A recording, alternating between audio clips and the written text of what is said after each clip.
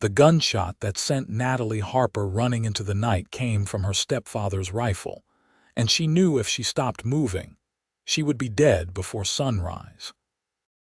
The summer heat of 1882 still clung to the Colorado air even at midnight as she scrambled through the dusty streets of St. Elmo, her worn boots barely making a sound on the packed earth.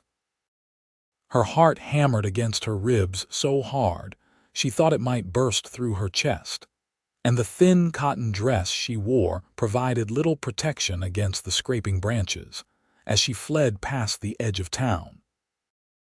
Behind her, she could hear shouting, angry voices that wanted her caught, wanted her punished for daring to refuse a marriage arrangement that would have sold her to the highest bidder like a piece of livestock.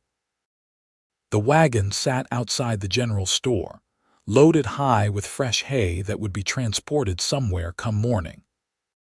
Natalie did not think, did not plan, simply dove into the sweet-smelling pile and burrowed deep, pulling the dried grass over her trembling body until no part of her showed to the moonlight above. Her lungs burned as she tried to quiet her breathing, pressing her hand over her mouth to muffle any sound. The voices grew closer, boots thundering past, and she squeezed her eyes shut, praying to a God she hoped still listened to desperate girls who had nowhere left to turn. Hours passed in terrifying silence. Natalie drifted in and out of consciousness, exhaustion finally claiming her fear-wired body. She did not hear the wagon owner approach at dawn, did not feel the initial lurch as the horses began to pull. The rhythmic swaying and the creaking of wooden wheels eventually filtered into her awareness, and she realized with a start that she was moving, traveling away from St. Elmo, and whatever fate her stepfather had planned. She remained perfectly still, knowing that revealing herself too soon might mean being returned to the very place she had fled. The sun climbed higher, and the hay around her grew warm, then uncomfortably hot.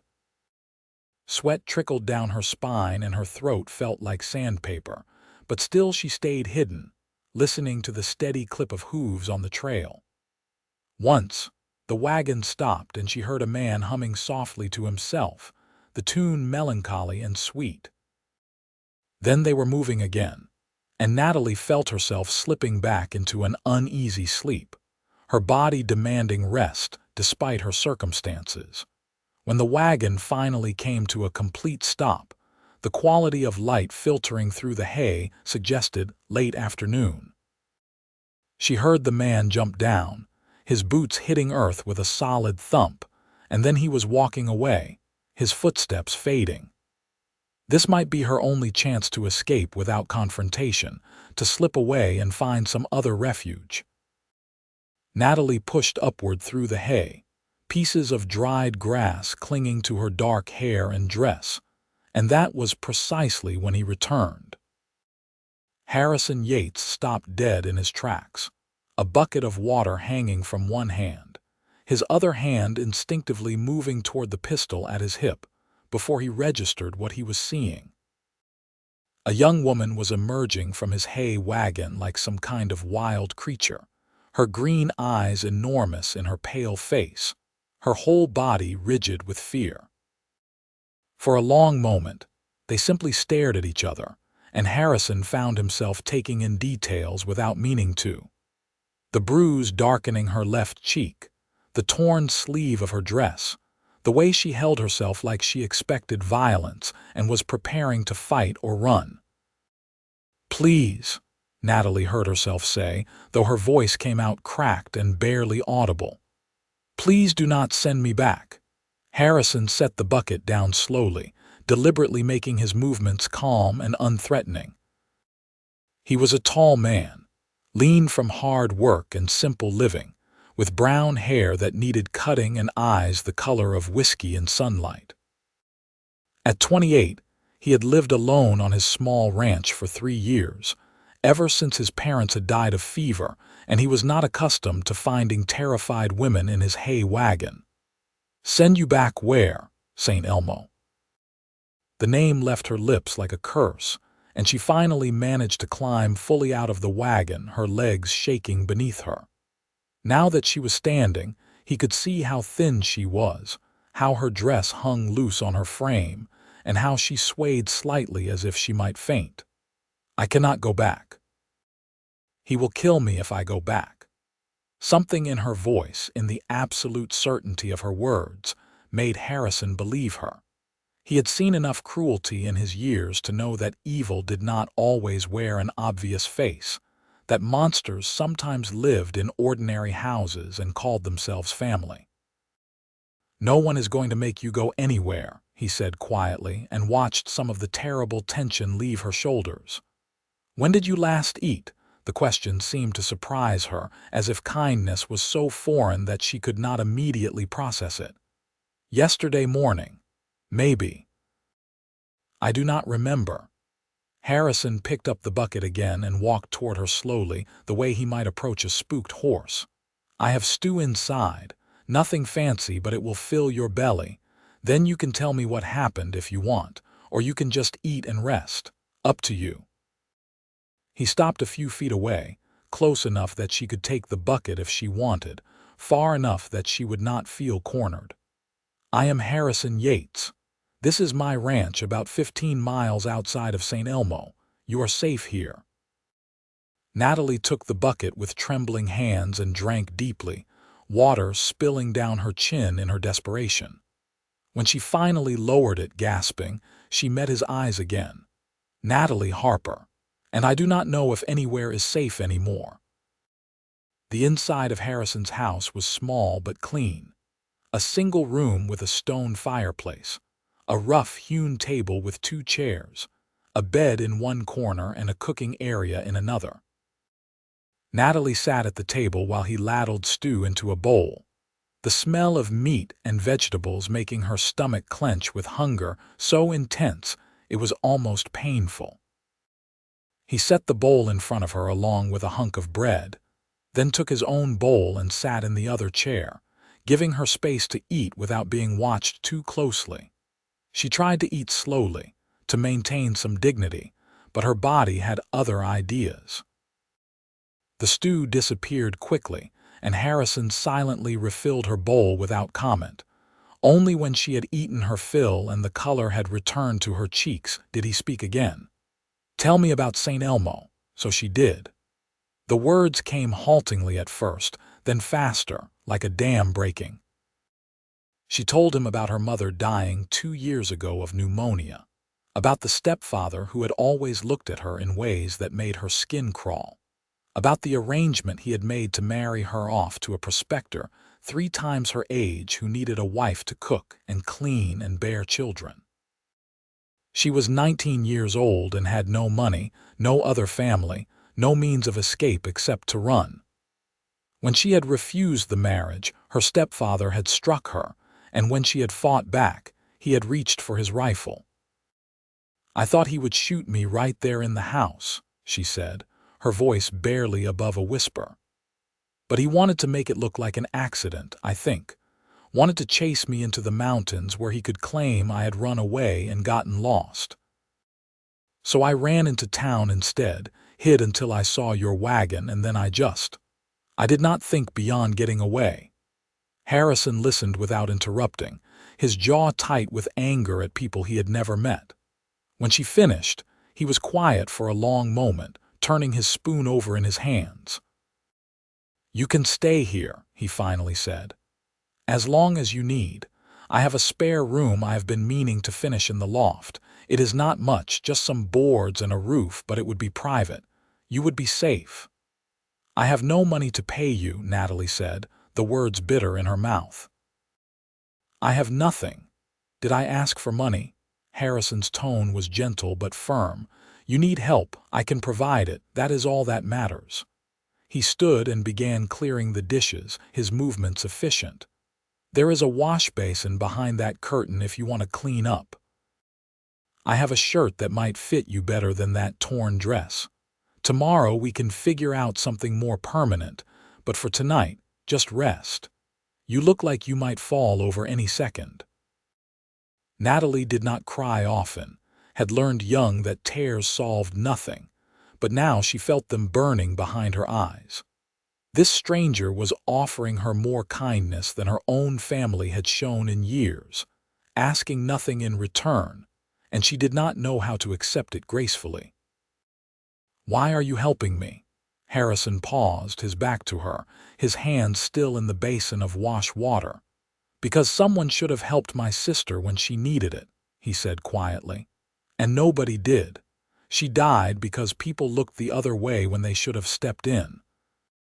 I will not make that mistake again." He turned to face her, and she saw old pain in his eyes, scars that had never quite healed. "So you stay and you heal, and when you are ready, you decide what comes next. That is how this works." She nodded, not trusting her voice, and accepted the clean shirt he handed her. Behind the curtain, she stripped off her ruined dress and washed away the dirt and sweat and fear of the last day. The shirt hung almost to her knees, and she had to roll the sleeves several times, but it was clean and it was safe, and it was more than she had dared hope for when she had buried herself in that hay wagon. When she emerged, Harrison had laid out a bedroll near the fireplace and was banking the coals for the night. "You take the bed," he said before she could protest. "I have slept on worse than a floor." He settled himself on the bedroll with the ease of someone accustomed to making do, and within minutes, his breathing had evened out into sleep. Natalie climbed into the bed, still wearing his shirt, and pulled the rough blanket up to her chin. Through the small window, she could see stars scattered across the Colorado sky like diamonds on black velvet, and for the first time in longer than she could remember, she felt the knot of fear in her chest begin to loosen. Morning came with the sound of a rooster crowing and sunlight streaming through the window. Natalie woke disoriented, momentarily panicked, before memory returned and she remembered where she was. Harrison was already up. She could smell coffee and hear him moving around outside, and she rose quickly, embarrassed to have slept so late. The angle of the sun suggested it was well past dawn. Outside, she found him working with a young colt in a corral, his movements patient and steady as he taught the animal to accept a lead rope. He looked up when she approached, smiled briefly, and finished what he was doing before walking over to lean on the fence rail beside her. "Sleep well." "Better than I have in months," she admitted. The morning air was cool and fresh, smelling of pine and earth and animals, and somewhere nearby she could hear a stream running. "What time is it?" "Around 8. I let you sleep. Figured you needed it." He gestured toward the house. "There is coffee on the stove and bread in the box. Help yourself. When you are ready, I thought maybe we could look at fixing up that loft space I mentioned, unless you had other plans." Natalie shook her head. She had no plans, no ideas, nothing but a desperate desire to never return to St. Elmo and the life waiting for her there. "I would like to help. I am not useless. I can cook and clean and sew. I worked in my mother's boarding house before she married him. I can earn my keep." "I am not asking you to earn anything," Harrison said, but he saw the stubborn set to her jaw and recognized the pride in her eyes. She needed to feel useful, needed to contribute, or she would feel like a burden and that would eat at her. He understood that. "But if you want to help, I would not say no. The place could use a woman's touch. I am not exactly known for my housekeeping skills." They fell into an easy routine over the following days. Harrison continued his work with the horses he raised and trained, while Natalie threw herself into making his house into a proper home. She scrubbed floors and washed windows, mended his clothes, and cooked meals that were far better than the simple fare he usually managed for himself. In the evenings, they sat by the fire and talked, sharing stories of their pasts, learning each other in the way of people forced together by circumstance who discover they actually enjoy the company. Harrison told her about growing up on this land, about his parents who had carved a life out of hard earth and harder times, about the sister who had run away with a man who promised her everything and delivered nothing but bruises and broken bones. By the time Harrison had tracked them down, she was already dead, and the man had disappeared into the mountains. The law had done nothing. Too many women died at the hands of men they loved, and most folks just shrugged and said that was the way of things. "That is why I cannot turn away someone who needs help," he said one night, staring into the flames. "Maybe I cannot change what happened to Emily, but I can make sure it does not happen to someone else, not if I can prevent it." Natalie reached across the space between their chairs and touched his hand briefly, a gesture of comfort and understanding. "Your sister was lucky to have a brother who cared. Even if he could not save her, she knew she was loved. That matters more than you might think." The loft took shape slowly, becoming a real room with walls and a door and a window that looked out over the mountains. Harrison brought home fabric from town for curtains, and Natalie sewed them by lamplight, her stitches neat and even. They found an old bed frame in the barn and repaired it, adding a mattress stuffed with fresh hay and topped with quilts that had belonged to his mother. When it was finally finished, Natalie stood in her new room and felt something she had not experienced in years, a sense of home. 3 weeks after she had arrived, Harrison rode into St. Elmo to sell some horses and gather information. He returned late in the afternoon, his expression troubled, and Natalie knew immediately that he had news. They sat at the table, and he told her what he had learned. Her stepfather was still looking for her, still spreading the story that she had run away, and he was terribly worried. He had even offered a reward for information leading to her return, painting himself as a concerned father desperate to find his lost daughter. No one mentioned the rifle shot. Natalie asked bitterly. No one questioned why a worried father would be chasing his daughter with a gun. "People believe what they want to believe," Harrison said. "And your stepfather has money and influence, but there is more. The prospector he wanted you to marry left town. Apparently he got into a fight at a saloon and killed a man. The law is looking for him now, so that threat at least is gone." Natalie absorbed this, trying to sort out how she felt. Relief, certainly, but also awareness that her stepfather would not simply forget about her. He was a man who did not like losing what he considered his property, and she had defied him in the worst possible way. He will keep looking, probably.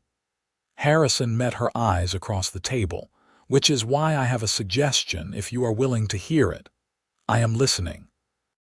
He took a breath, clearly uncomfortable, and she realized with surprise that this normally confident man was nervous.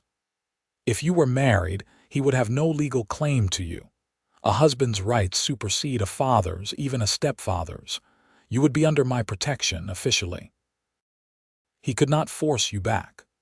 The words came out in a rush, and he quickly added, "It would not have to be a real marriage, just on paper. You would still have your own room, your own life. I would ask nothing from you except to let me keep you safe."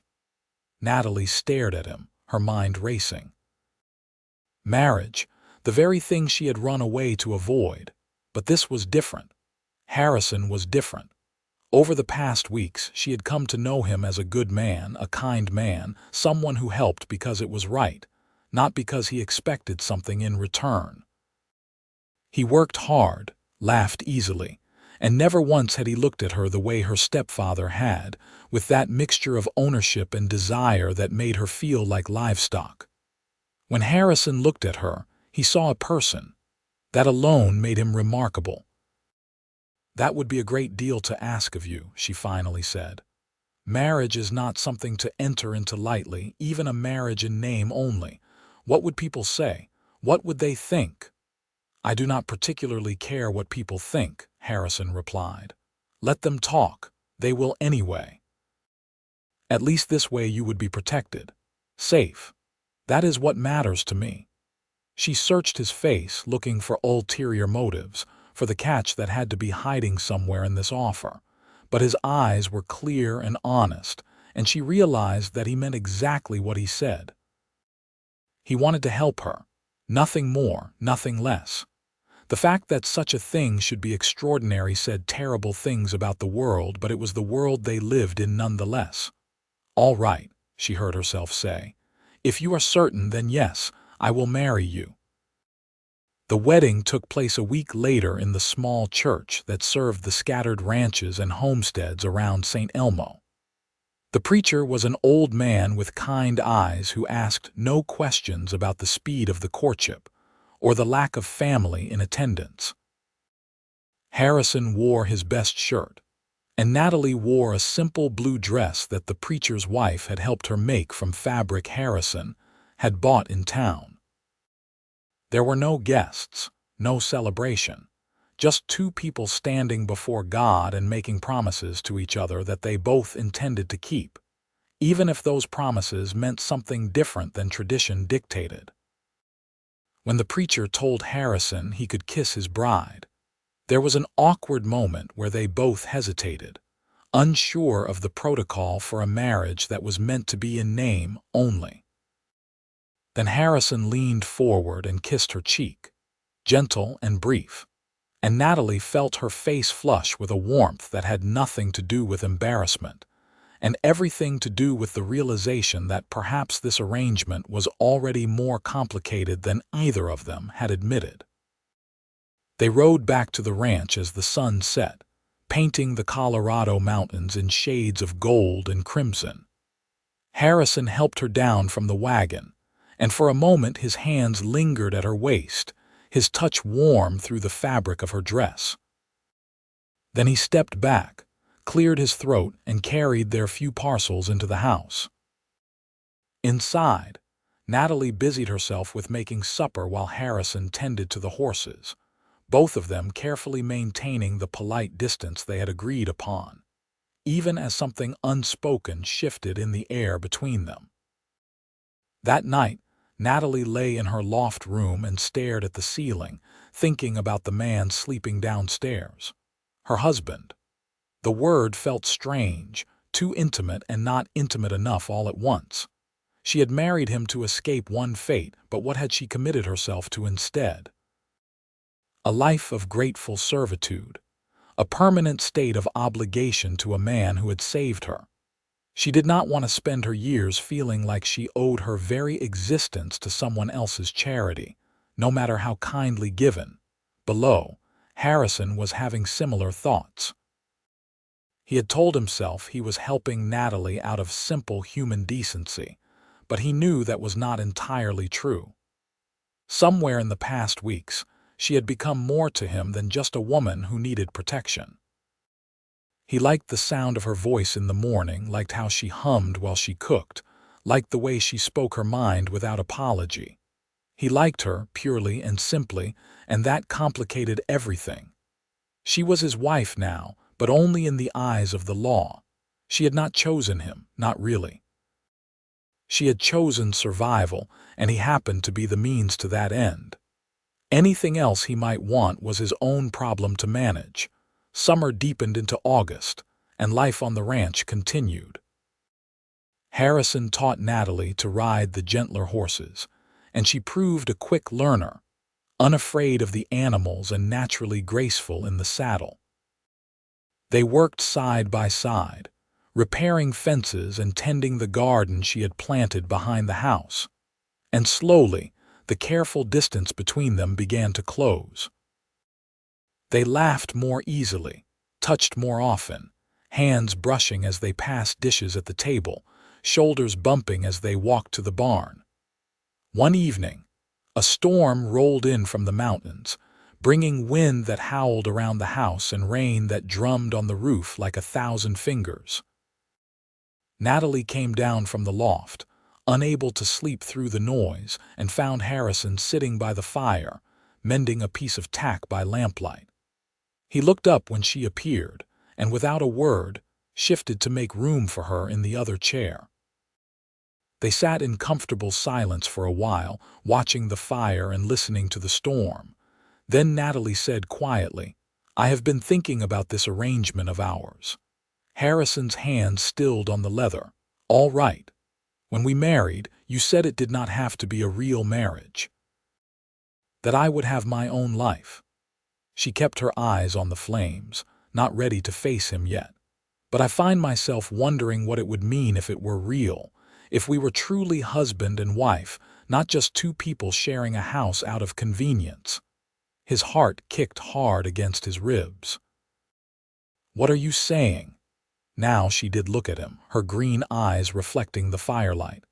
"I am saying that I did not choose you for love, that is true. I chose you because I was desperate and you were kind. But these past months I have come to care for you, to admire you. To think that perhaps what started as necessity could become something more, if you were willing." Harrison set down the tack, giving her his full attention. "Natalie, I have cared about you since the day you climbed out of my hay wagon looking like a wild thing. I married you to keep you safe, yes, but also because even then, some part of me hoped that maybe, somehow, you might come to see me as more than just a refuge. I did not want to push, did not want you to feel obligated to anything beyond what we agreed. But if you are saying what I think you are saying, then yes. God, yes. I want this to be a real marriage. I want you as my wife in every sense of the word if you will have me." She stood, and he stood with her, and there in the firelight with the storm raging outside, they came together. The kiss was tentative at first, a question being asked and answered. And then it deepened into something fierce and real and full of all the longing they had both been suppressing. His arms came around her, pulling her close, and she melted into him, into the warmth and strength and safety he represented. When they finally pulled apart, both breathing hard, Harrison cupped her face in his hands. "Are you certain?" he asked, needing to hear it one more time. "I do not want you to do this because you feel you owe me, or because you think it is expected." "I am certain," Natalie said firmly. "I want this. I want you. Not because I owe you, but because you are a good man and I am tired of being afraid. I want to live, truly live, and I want to do it with you." He kissed her again, softer this time, reverent, and then he took her hand and led her to his bed. They made love slowly, learning each other's bodies with the care and wonder of people who had been gifted something precious and unexpected. Outside, the storm continued its fury, but inside they created their own warmth, their own shelter, and when Natalie finally fell asleep in Harrison's arms, she felt truly safe for the first time since her mother had died. Morning brought clear skies and a world washed clean by the rain. Natalie woke wrapped around her husband, his steady heartbeat beneath her ear, and smiled at the strangeness and rightness of it. Harrison stirred, his arms tightening around her instinctively before his eyes opened. When he saw her watching him, he smiled too, that slow, easy smile she had come to love. "Good morning, wife," he said, and the word held none of the earlier awkwardness, only warmth and affection. "Good morning, husband," she replied, and kissed him because she could, because he was hers now in all the ways that mattered. They spent the day together, working through chores with a new ease, stealing kisses in the barn and holding hands as they walked back to the house. It felt like a beginning, the start of something they were building together by choice rather than necessity. That evening, as they sat on the porch watching the sunset, Natalie leaned her head on Harrison's shoulder and thought about how strange life was, how a single moment of terror could lead to more happiness than she had ever dared imagine. "What are you thinking about?" Harrison asked, his arm around her shoulders. "About hay wagons," she said with a small laugh, "and how lucky I was to choose yours to hide in." "I think I was the lucky one," he replied, kissing the top of her head. "You gave me something I did not even know I was missing. A reason to come home at the end of the day. Someone to share this life with. That is worth more than all the horses in Colorado. Fall arrived with its riot of colors, aspens turning gold and the air gaining a crisp edge that promised winter ahead. Harrison took Natalie into St. Elmo properly for the first time since their marriage, and they walked through town with their heads high, her hand tucked into the crook of his arm. People stared, whispered, but Harrison had been right. As his legal wife, she was beyond her stepfather's reach, and there was nothing anyone could do about it. They were just leaving the general store when they encountered him. Silas Harper stood on the boardwalk, his face red with anger, his eyes fixing on Natalie with pure hatred. She felt Harrison tense beside her, his body shifting slightly to place himself between her and the threat, but she forced herself to stand tall, to meet her stepfather's gaze without flinching. "You," Silas spat. "You ungrateful little wretch. After everything I did for you, you run off and marry some dirt farmer without so much as a by your leave. You did nothing for me except make my life a misery," Natalie said, her voice steady despite the fear trying to claw its way up her throat. "And I did not need your permission to marry. I am of age and free to make my own choices. I should have you horsewhipped for the trouble you have caused me," Silas growled, taking a step forward. Harrison moved then, fast as a snake, placing himself fully in front of Natalie. His hand rested on the pistol at his hip, not drawing it but making the threat clear. "You will not touch her. Not now, not ever. She is my wife, legally and lawfully, and if you make any attempt to harm her or harass her, I will have the law on you so fast your head will spin. And that is assuming I let the law handle it, which I might not be inclined to do." The two men stared at each other, the air thick with tension. Then Silas laughed, a bitter sound with no humor in it. She was never worth the trouble anyway, stubborn and willful just like her mother. "You are welcome to her, farmer. I wash my hands of the both of you." He turned and stalked away, and Natalie found herself shaking, delayed reaction setting in now that the confrontation was over.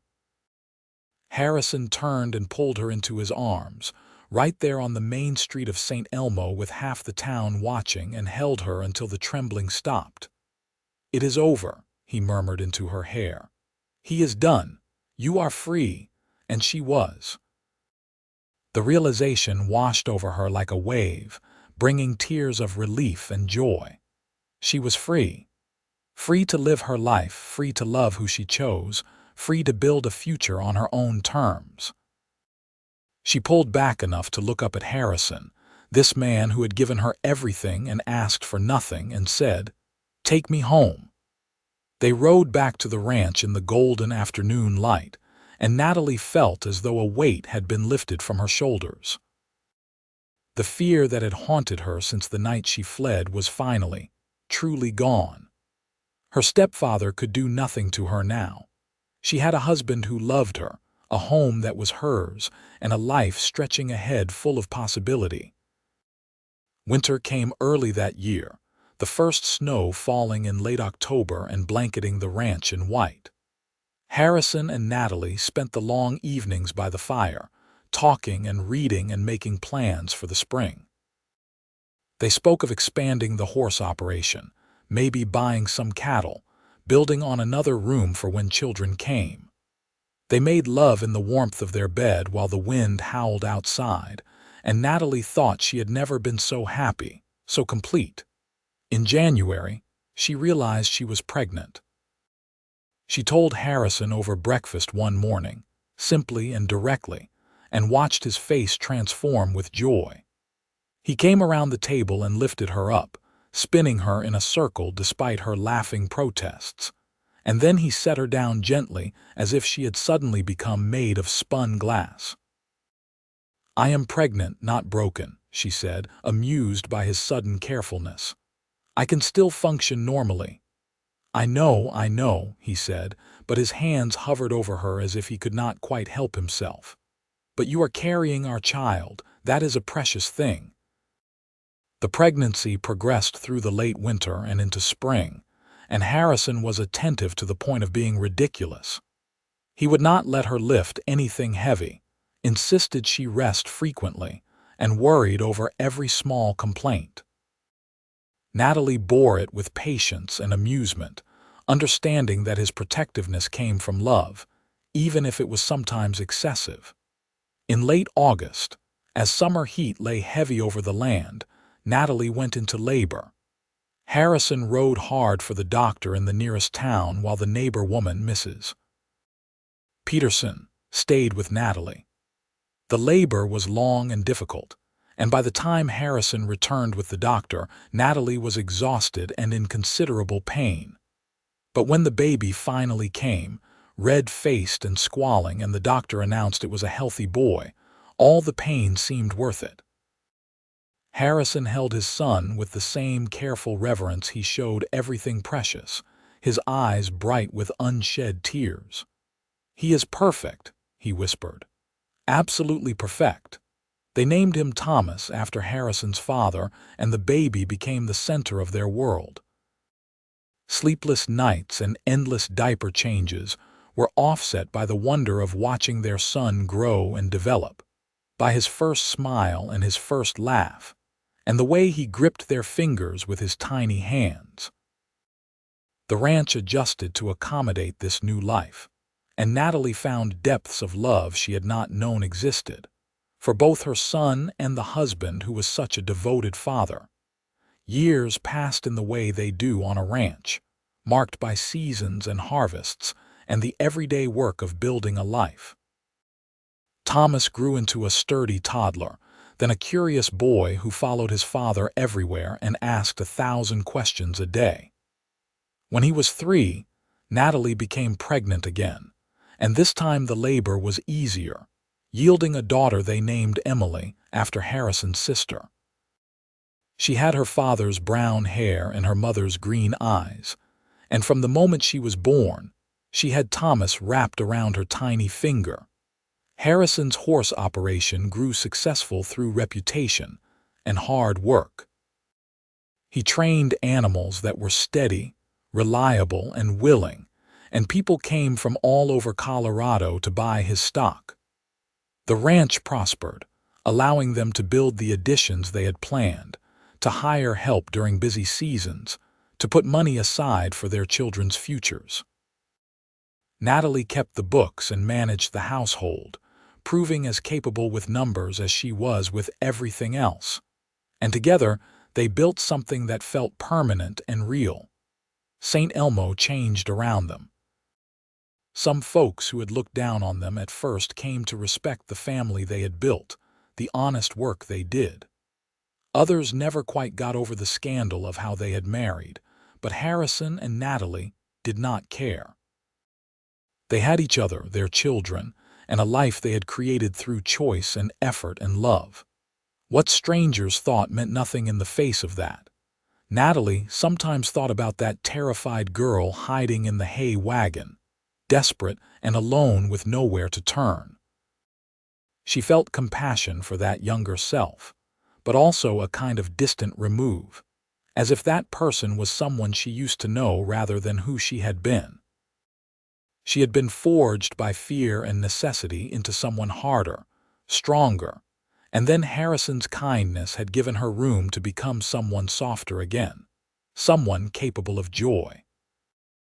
On their 10th wedding anniversary, Harrison took her into town and bought her a real wedding ring, a simple gold band that replaced the cheap brass one he had been able to afford when they married. He slipped it onto her finger outside the jeweler's shop and kissed her, unhurried and thorough, in full view of anyone who cared to watch. "I know I am 10 years late with this," he said, "but I wanted you to have something that would last, something worthy of what we have built together." Natalie looked at the ring, gleaming in the afternoon sun, and then at her husband's face.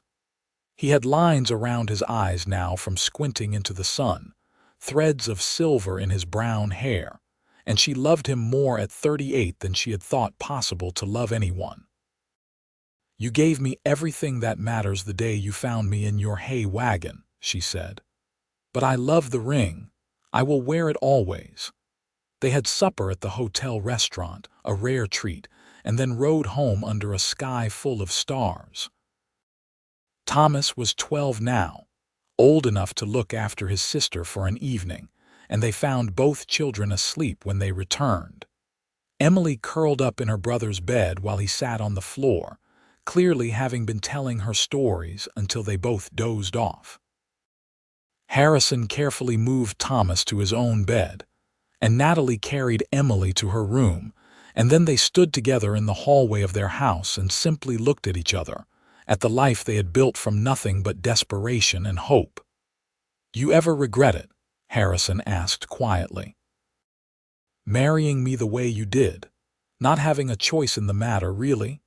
Natalie stepped close and wrapped her arms around him, resting her head on his chest where she could hear his heartbeat.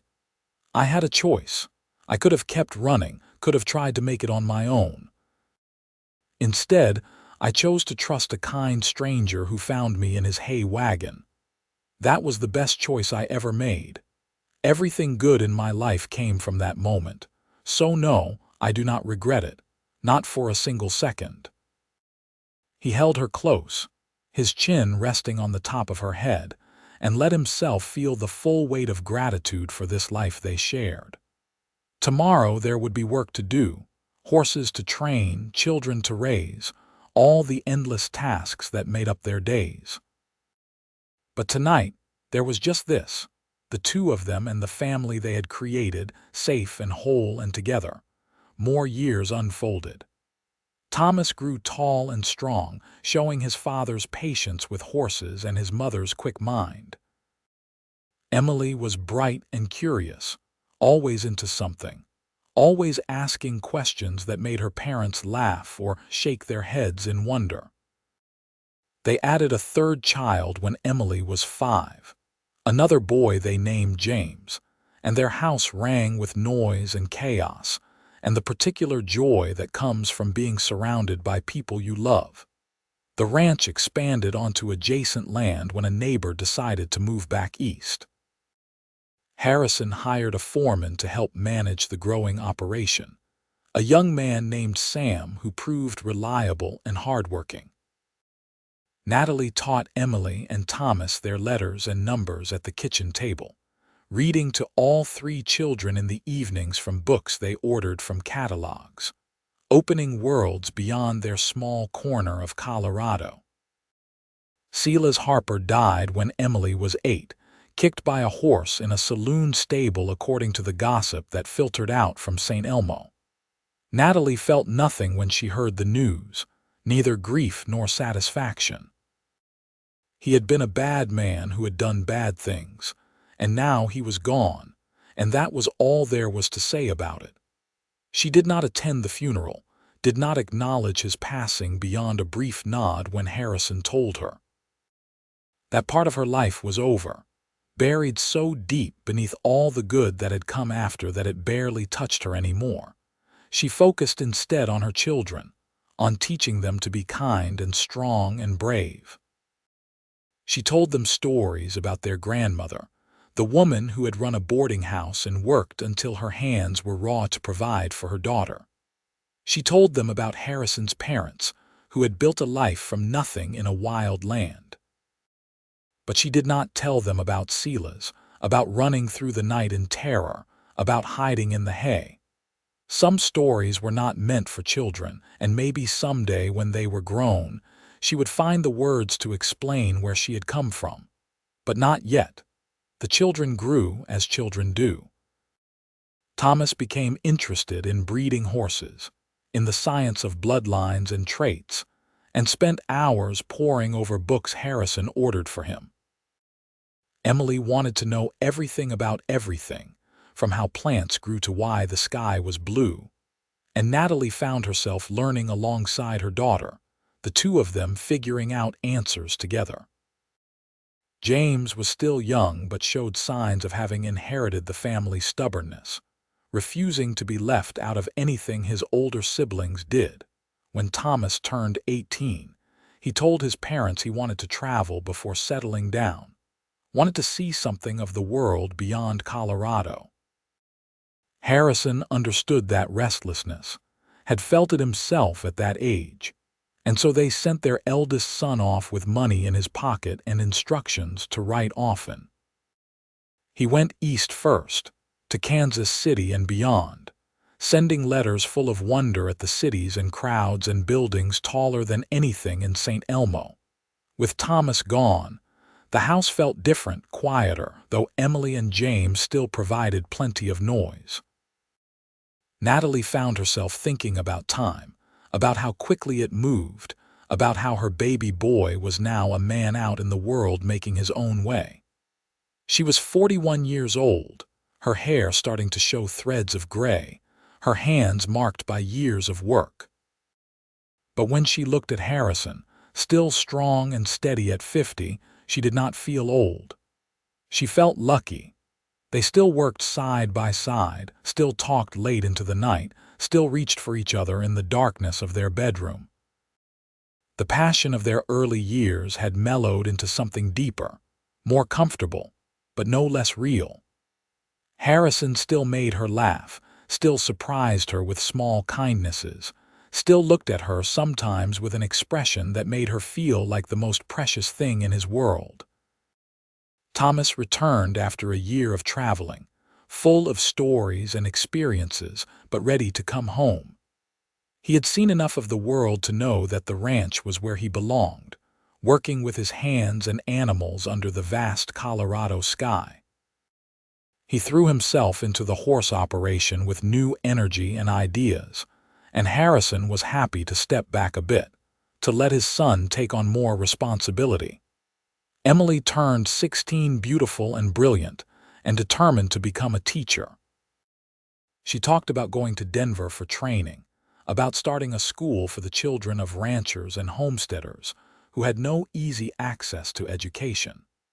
Natalie supported her daughter's dreams even as her mother's heart ached at the thought of another child leaving. But that was the job of parents, to raise children strong enough to fly away, even when you wanted nothing more than to keep them close and safe forever. James, at 11, was still figuring out who he wanted to be.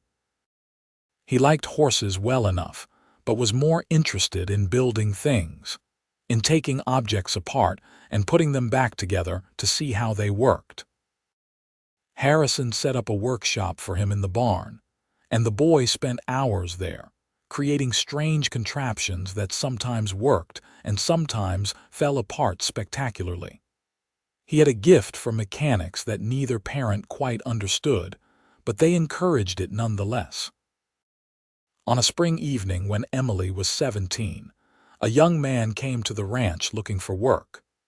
His name was Daniel Wright, and he was 22, fresh from Wyoming where his family's ranch had been lost to debt. He was polite and hardworking, and Harrison hired him on to help with the spring foaling. Emily found reasons to be around the barn more often after that, and Natalie watched with a mixture of amusement and trepidation as her daughter fell in love for the first time. "She is too young," Harrison said one night, having noticed the same thing Natalie had. "She is the same age I was when I hid in your hay wagon," Natalie reminded him gently, "and only 2 years younger than I was when we married. If he is a good man and treats her well, age is not the most important thing." Harrison grumbled but could not argue the logic. They watched carefully, but Daniel proved himself respectful and genuine, clearly smitten with Emily but willing to wait to court her properly. When he finally asked Harrison's permission to marry her, he did so with a nervousness that reminded Natalie of a young Harrison, stumbling over words as he proposed a marriage to protect a desperate girl.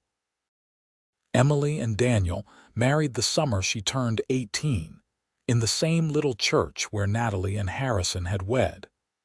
This time there were guests and celebration, a party at the ranch with neighbors and friends gathering to wish the young couple well. They would stay on at the ranch, Daniel working with Thomas and Harrison, Emily teaching the children of the area in a small school they built near the house. It was everything coming together, generations connecting, the family growing and spreading like the roots of an old tree. Natalie and Harrison stood together watching their daughter dance with her new husband, and Harrison slipped his arm around Natalie's waist. "We did all right," he said quietly. "She is happy." "We did better than all right," Natalie corrected. "We took nothing and turned it into this.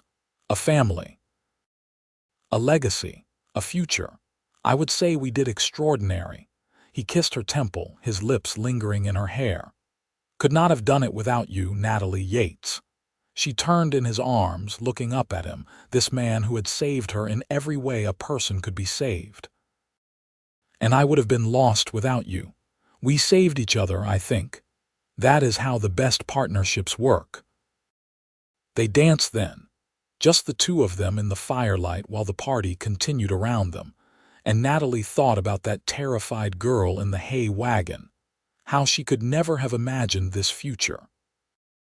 If she could go back and tell that younger self that everything would be all right, that she would find love and safety and happiness, would it have made those dark hours easier to bear? Maybe. Or maybe the fear and the flight were necessary, the crucible that forged her into someone strong enough to build this life. The years continued their steady march. Thomas married a girl from a neighboring ranch, and they built a house on the far edge of the property, starting their own family. James surprised everyone by going to Denver to study engineering.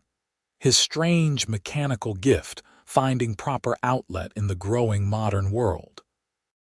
He wrote often, full of excitement about electricity and engines and all the changes coming to cities, though he always said he would return to the ranch eventually, when he had learned enough to bring new ideas back with him. Natalie and Harrison found themselves empty nesters, the house quiet after so many years of children's voices. But it was a peaceful quiet, companionable, and they filled the space with each other, rediscovering what it was like to be just the two of them. They took walks in the evening, talking about nothing and everything. They made love in the afternoon, no longer worrying about interruption. They simply existed together, comfortable and content. On their 30th wedding anniversary, they rode out to a spot they loved, high on a ridge where you could see for miles, the ranch spread below and the mountains rising beyond. They dismounted and sat on a sun-warmed rock, and Harrison pulled out a small package wrapped in brown paper. "Another ring," Natalie teased, but when she opened it, she found instead a small leather journal.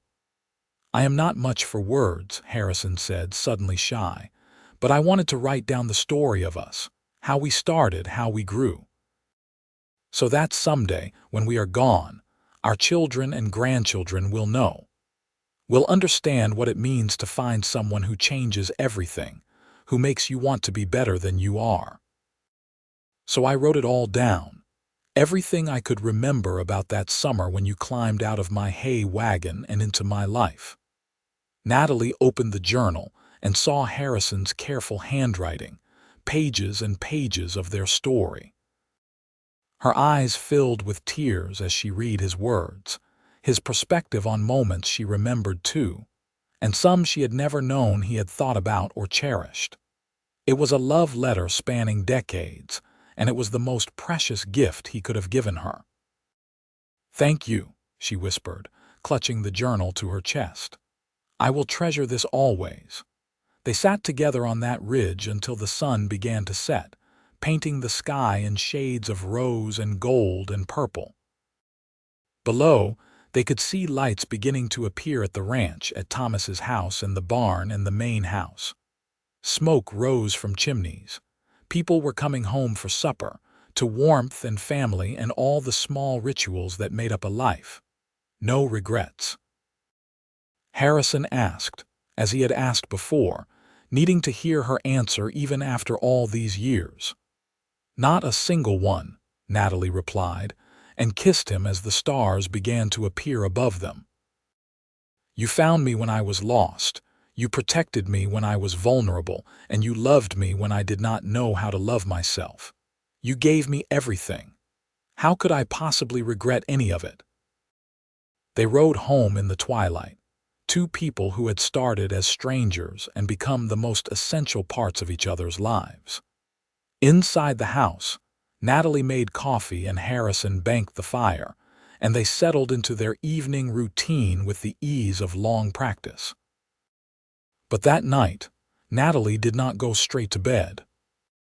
Instead, she sat at the kitchen table with Harrison's journal and her own pen, and she began to write her own version of their story, her memories to match his, so that their children would have both sides, the complete picture of how a desperate flight and a hay wagon and a lonely cowboy had combined to create something beautiful and lasting.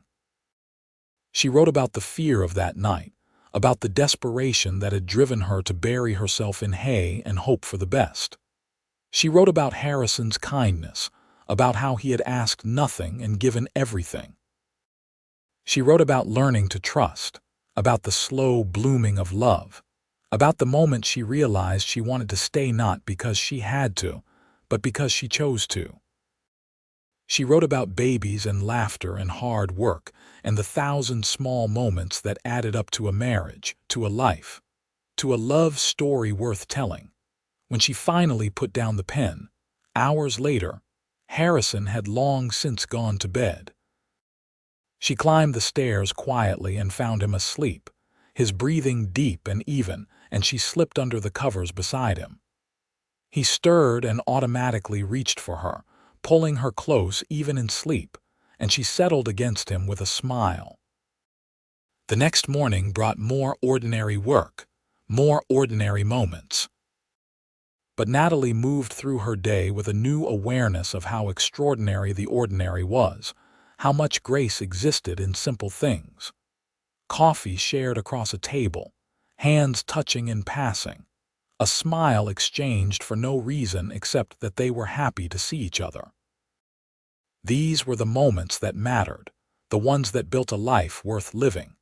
Thomas came by with his wife and children, the grandchildren racing around the yard while the adults talked business and family news. Emily and Daniel visited, bringing news that they were expecting their second child.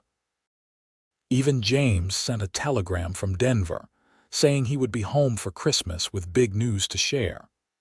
The family that had started with just Harrison and a frightened girl in a hay wagon had grown and branched and spread, touching more lives, creating more love.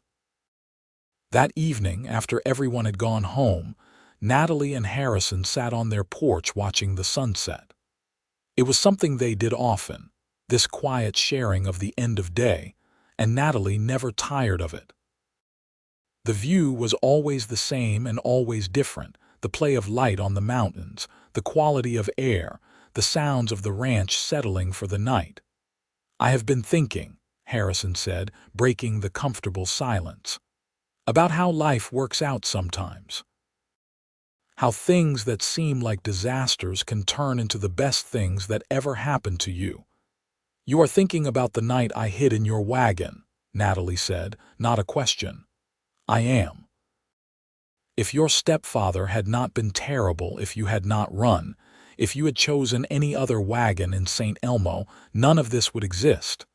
Our children would not have been born. Our grandchildren would not exist. This life we have built together would never have happened. It is strange to think about." "I think about it sometimes too," Natalie admitted. "About all the tiny choices and chances that led to this. And I think we were meant to find each other. Maybe not in any mystical sense, but in the sense that we were both looking for something, even if we did not know what it was. You were looking for a way to redeem your sister's death, to prove that not all women had to suffer unprotected. I was looking for safety, for kindness, for someone who would see me as a person rather than property. We needed each other. We still do." Harrison reached for her hand, threading his fingers through hers. They had held hands like this thousands of times over 30 years, but it still felt important, still conveyed connection and affection, and all the things that words sometimes failed to capture. "I love you," he said simply. In case I do not say it enough, I love you more than I thought it was possible to love another person." "I love you too," Natalie replied.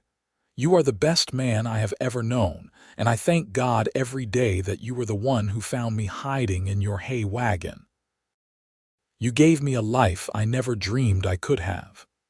They sat in the gathering darkness, hands linked, and watched the stars appear one by one in the vast Colorado sky. Inside the house behind them, the life they had built waited. The furniture they had chosen together, the pictures of children and grandchildren, the journal where they had written their story. Tomorrow would bring more work, more of the endless tasks that made up ranch life.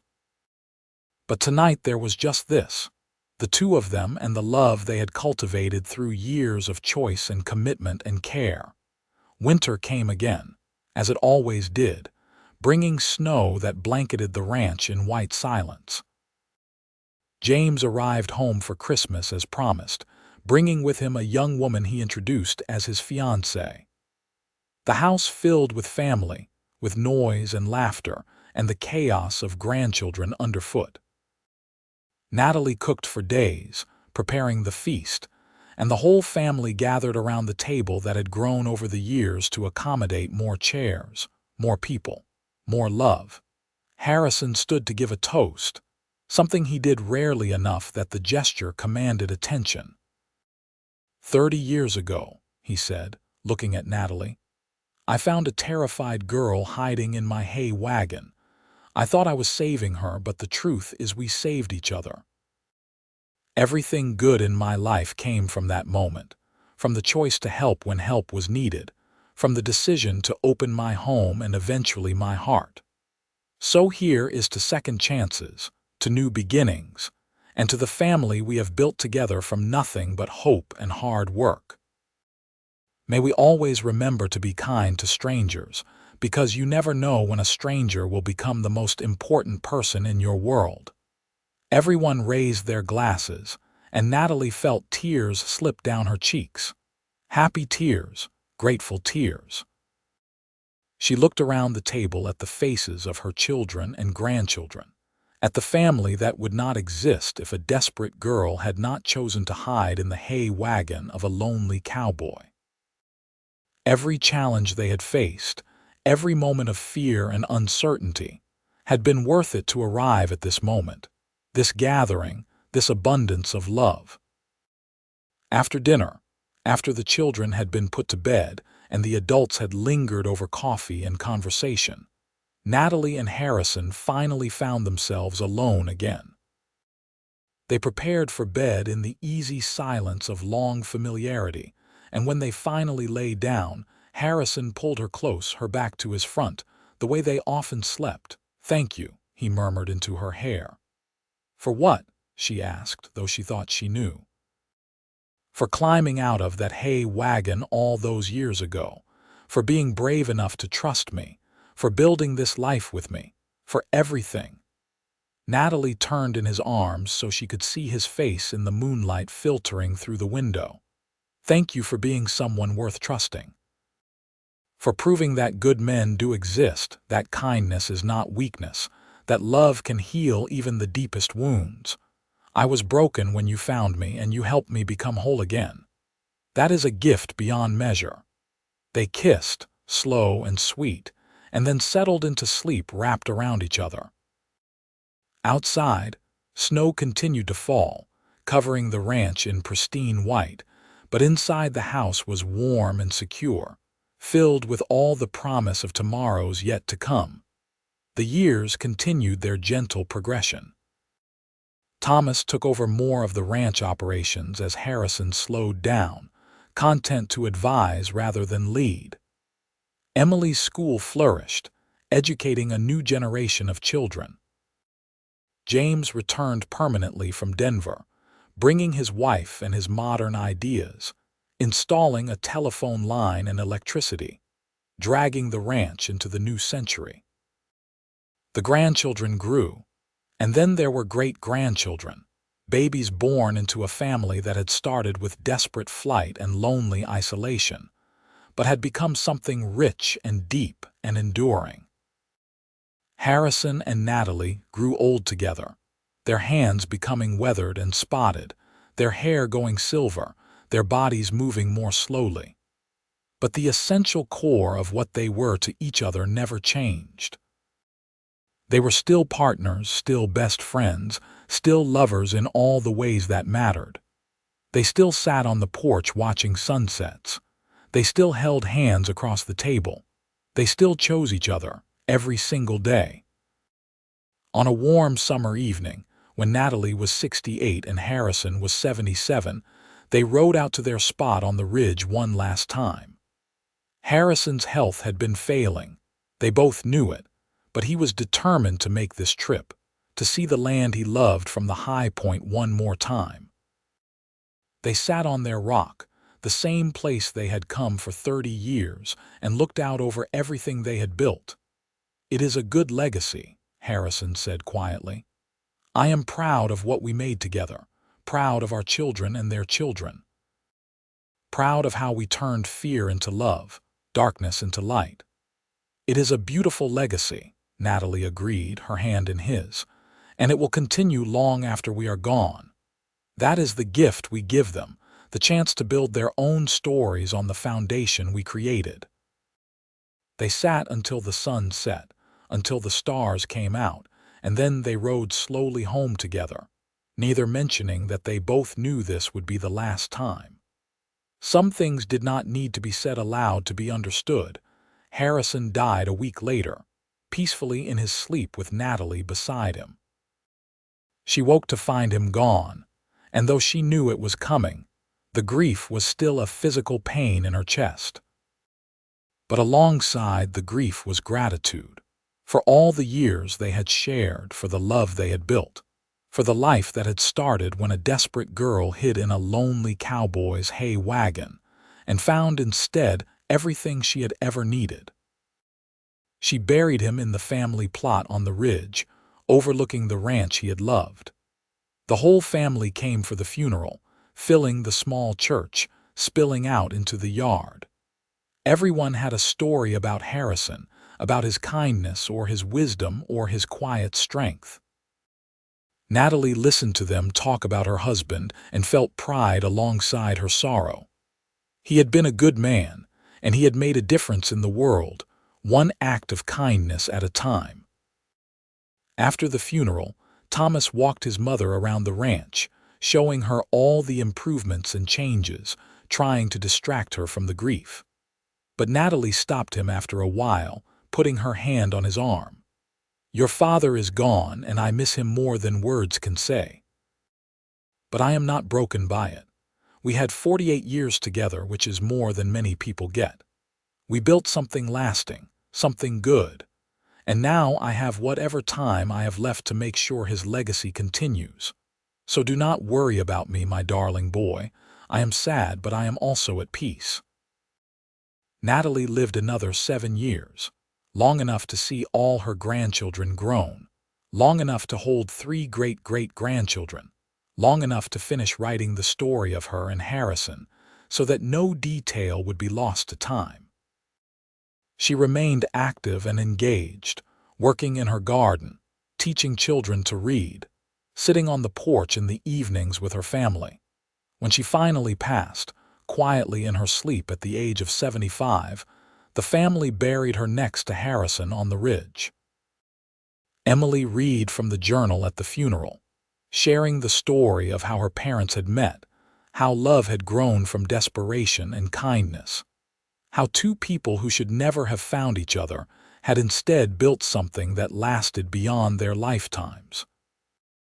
The ranch continued, generation following generation, always carrying the story of Harrison and Natalie, of the hay wagon and the lonely cowboy who protected a desperate girl and made her his bride.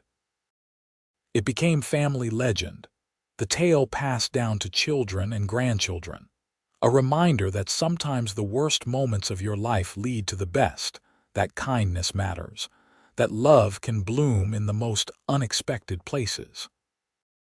Years became decades, and the old house was preserved, turned into a kind of family museum where descendants could come and see the journals, the photographs, the tangible proof of where they came from. The ridge where Harrison and Natalie were buried became a pilgrimage site for family members, a place to come and remember, to connect with the past. And always, when the family gathered, someone would tell the story again. How Natalie Harper ran through the night in terror and hid in a hay wagon. How Harrison Yates found her the next day and chose kindness over convenience. How what started as necessity became first friendship, then partnership, then deep and abiding love. How they built a family from nothing, creating a legacy that would ripple forward through time, touching lives that neither of them would ever meet, but that existed because they had existed, because they had chosen each other, because a desperate girl and a lonely cowboy had found in each other everything they needed to build a beautiful life. The story ended, as all stories must, but the love that created it never truly ended. It continued in the children and grandchildren, in the values they had instilled, in the kindness they had modeled, in the proof that sometimes the most unlikely meetings create the most profound connections. Natalie and Harrison were gone, but what they had built together remained, solid and enduring, a testament to the power of compassion and the miracle of finding love in the darkest moments. On quiet evenings, when descendants sat on that same porch watching the sun set over the Colorado mountains, they sometimes felt a presence, something gentle and warm that might have been imagination, or might have been the lingering love of two people who had made this place home. They would tell the story again, keeping it alive, making sure each new generation understood where they came from and what it meant. Because in the end, that was the true happily ever after, not the wedding or the declaration of love, but the continuation, the ripples spreading outward, the proof that one act of kindness, one decision to help rather than turn away, could change not just two lives but hundreds, creating a legacy that would outlast memory and become something eternal. The lonely cowboy had protected the desperate girl, had made her his bride, and together they had created something that would never truly end, a love story written in the lives of all who came after, forever and always.